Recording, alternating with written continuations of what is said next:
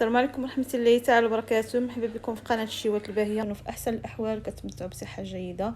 اليوم ان شاء الله غنشارك معكم قابلوا بكاوكاو سلبيه لواحد الصديقه اللي دقته عندي وعجبها، وقلت علاش لا اللي ما نديروش في هذا الفيديو هذا ونبارطاجيه مع الناس باش حتى هما يستافدوا ويتعرفوا على الطريقه وجميع المراحل. امن ناجح 100%. كنحضروه بكاوكاو او الفول السوداني طريقه مميزه وهائله، يعني غير في البيت ديالك كتحضري شي حاجه اللي صحيه واكثر من رائعه. نتمنى انكم تجربوا وتعرفوني على من كنهضر. ولا كنتوا اول مره كتزوروا القناه دائما ما تنساوش الاشتراك واللايك باش تعم الفائده للجميع. على بركه الله غنبداو. هنا عندي 6 كيلو ديال الكاوكاو. انا خديت هنا هذا الكاوكاو البلدي الاحمر اللي كيكون المذاق ديالو زوين ويعني وكيكون فيه الدهنيات.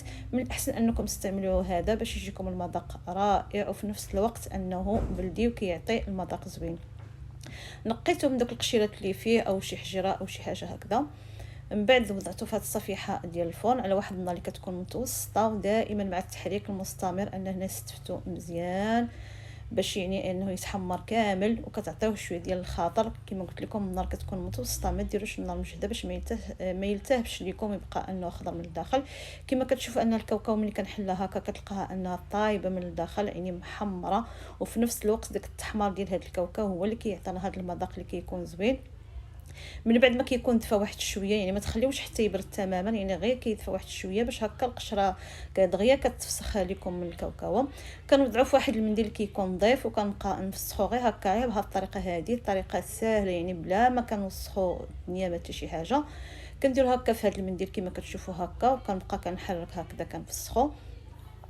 المهم انا هنايا حاولت نخلي الكميه نصف الكميه بالقشور والنص الاخر منقي، يعني من ديك الكميه اللي كنخليوها بالقشور حتى هي كتعطي واحد المذاق اللي كيكون زوين. كما كتشوفوا ان وضعته في الطبسيل ونسفتو كما كنقولوا. المهم جميع السيدات كيعرفوا كيفاش غينسفوا كاوكاو. كيبقى الكاوكاو في الطبسيل والقشور كيتوضعوا في داك المنديل. من بعد كنجمع داك المنديل وكتبقى الدنيا يعني نقيه فوق سطح العمل. هنا عندي كاس ديال الزيت البلديه او زيت الزيتون اللي غنبدا بها اولا، مع واحد الكاس ديال العسل. غنوضع نصف الكميه في هاد الهشوار هادي حتى غيتهشر ليا مزيان. يعني هنايا حاجتنا فيه ما غيوليش دقيق، يعني داكشي باش انني استعملته في هاد الهشوار. حاولوا تستعملوه في الهشوار، ما ديروش في الطحانه ديال العطريه، لان درته في الطحانه ديال العطريه كيجيكم بحال الدقيق. هنا خصنا يبقى لنا شويه محبب باش ملي كتاكلي داك املو كتحسي بدوك الحبيبات يعني باقيين باينين.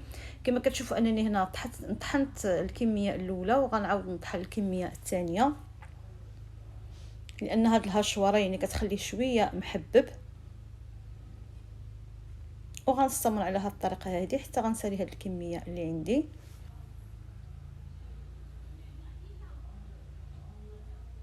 هانتوما كما كتشوفوا انهم كيخرج لنا معلك وفي نفس الوقت راه مطحون.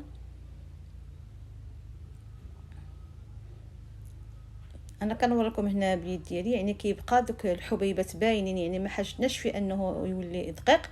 هنا غناخذ واحد الكاس ديال زيت الزيتون او زيت البلديه. يعني هنا بغينا شي حاجه اللي غتكون صحيه، من الاحسن انكم تستعملوا زيت الزيتون او زيت الارغان. وكنوضعوه في القاع ديال هاد الهشوار هكا باش ما يتكللش لينا هاد الكاوكاو بعد ما غنهشيه النوبه الثانيه.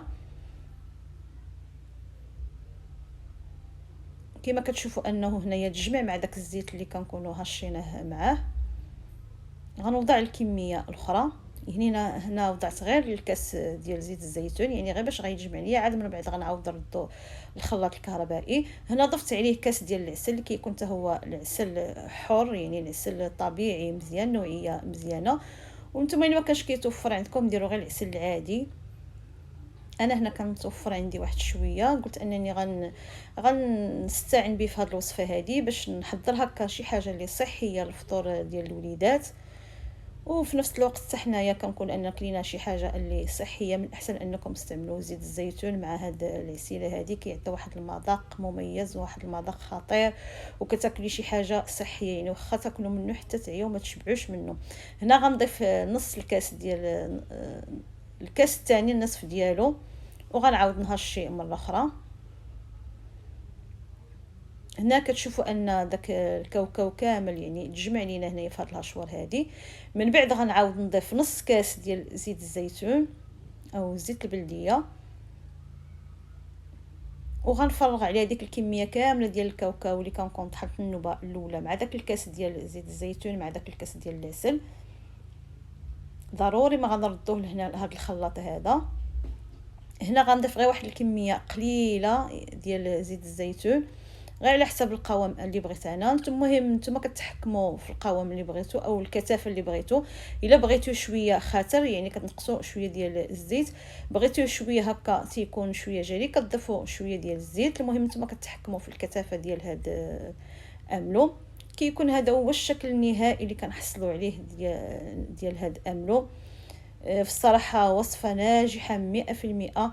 نتمنى انكم غير تتبعوا هاد المراحل كاملة، واللي داق هاد املو في الصراحة راه ما كيعرفوش بانه املو محضر بكاوكاو، كيقول بان راه املو ديال الارغان والزيت ديال الارغان.